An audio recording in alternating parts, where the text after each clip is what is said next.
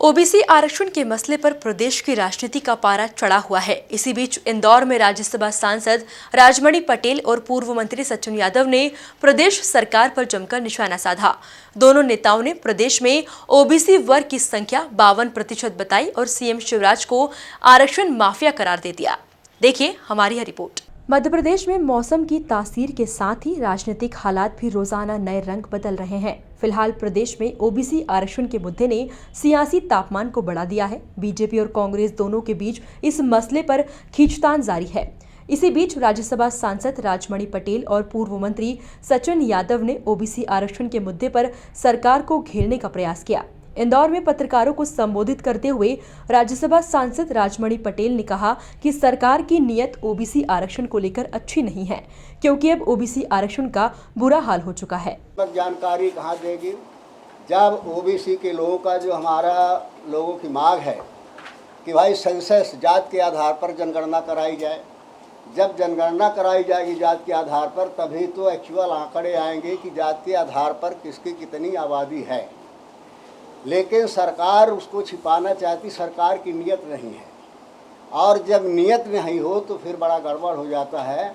और इसके बावजूद ही बेशर्मी की हद हो गई कि सम्मान करा रहे हैं कि सम्मान करो कि बड़ी उपलब्धि माने शिवराज सिंह ने पिछड़े वर्ग के उसमें किया है। क्या उपलब्धि किया है ये तो आप लोग बुद्धिजीवी यहाँ आप लोग सवाल कर सकते हैं, पूछ सकते हैं क्या उपलब्धि है।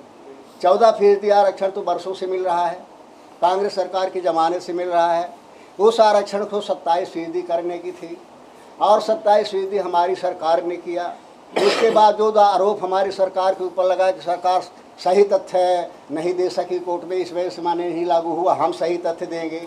और वो दम भरने के बाद जो है आपको क्या मिला, 14% से अगर 15% भी हो जाता अब फिर आप सम्मान करवाते तो बात समझ में आती कि 1% तो हमने जो है माने बढ़ा दिया है, लेकिन 14% मिलेगा और उसके बाद सम्मान करा रहे हैं।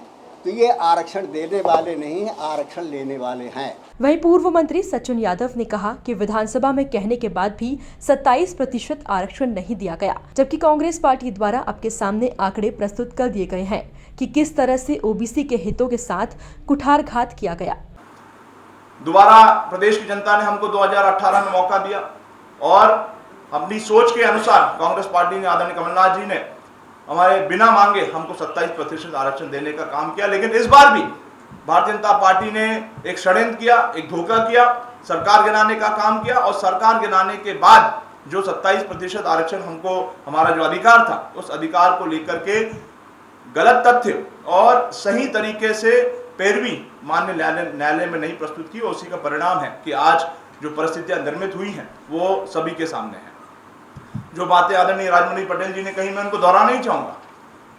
मैं समझता हूं कि देश के नहीं पूरे भारत देश के इतिहास में अगर सबसे निष्क्रिय और सबसे निकम्मी सरकार और सबसे मैं कहूं कि अगर बेशर्म सरकार अगर हमको देखने को मिल रही तो आज की जो वर्तमान सरकार है वो सरकार हमको देखने को मिल रही है। एक तरफ ओबीसी के अधिकारों को छीना जा रहा है, एक तरफ आप सबको याद होगा कि जब विधानसभा का सत्र आहूत हुआ था और उस विधानसभा के सत्र में माननीय मुख्यमंत्री जी ने ये कहा था कि बिना 27% आरक्षण के हम यहाँ पर नगर निकाय चुनाव, पंचायत चुनाव नहीं कराएंगे।